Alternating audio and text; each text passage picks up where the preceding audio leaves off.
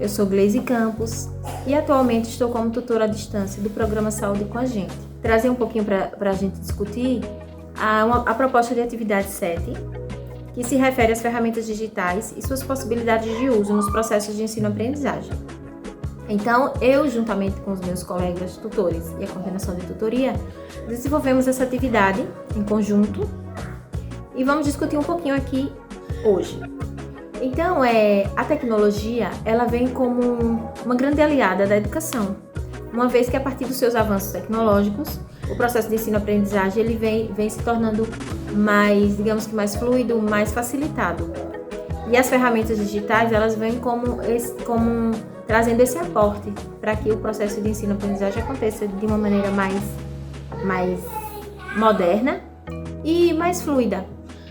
E a educação à distância é um exemplo de que essas ferramentas digitais estão para facilitar e para colaborar com o processo de ensino-aprendizagem como um todo.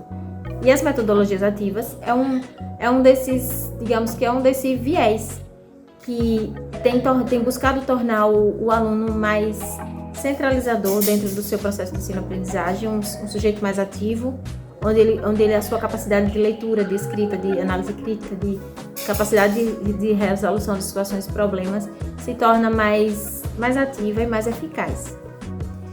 E dentre as ferramentas digitais, o nosso grupo, nossa equipe de tutores e coordenação de tutoria optou por discutir um pouquinho mais a fundo a ferramenta digital denominada podcast, que surgiu no ano 2000 e chegando ao Brasil em 2004.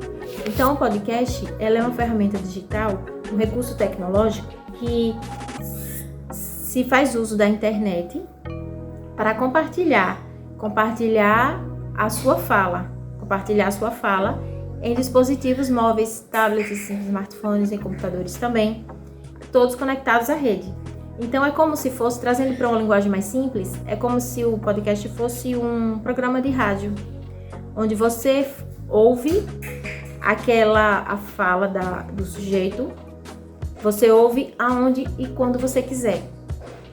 E esse podcast, ele pode ser desenvolvido a partir pode ser uma fala de entrevista, pode ser uma fala de uma comunicação mais formal, uma análise de um artigo científico, pode ser um debate mais informal, um bate-papo, uma entrevista e até uma telenovela. E como que a gente define um podcast? A gente define um podcast a partir de alguns pontos, que são a definição do público, para quem que você vai falar, qual é o público-alvo que vai te ouvir. Então, você vai definir o tema do seu podcast e você vai definir a capa, que seria aquela imagem principal que vai ser transmitida. A informação. Ele tem um formato e a periodicidade também. Se você vai gravar sozinho, se você vai gravar com convidados. Tem também a pauta de gravação, a edição, a trilha sonora, a publicação, a distribuição e a divulgação dele nas redes sociais e em outras plataformas. O nosso grupo ele optou pela ferramenta digital podcast, por acreditar ser ela uma ferramenta de fácil acesso, que pode ser utilizada sempre que necessário. Então, para a gente falar sobre as facilidades do podcast, a gente pode dizer que eles são portáteis, que eles, uma vez que pode ser levado para qualquer lugar, estando no seu smartphone, eles são geralmente áudios de curta duração, que facilita também o acesso, e eles também são inclusivos, por atender uma demanda do deficiente visual, por exemplo, que não consegue ler, mas ele consegue ouvir o conteúdo.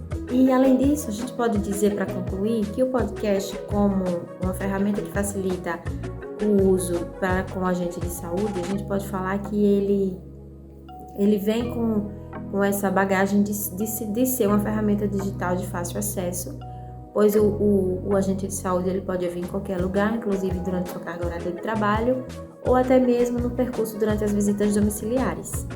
E lógico, ouvir quantas vezes ele queira. Espero termos contribuído de alguma forma positiva para com o entendimento das ferramentas digitais no processo de ensino e aprendizagem. Até mais!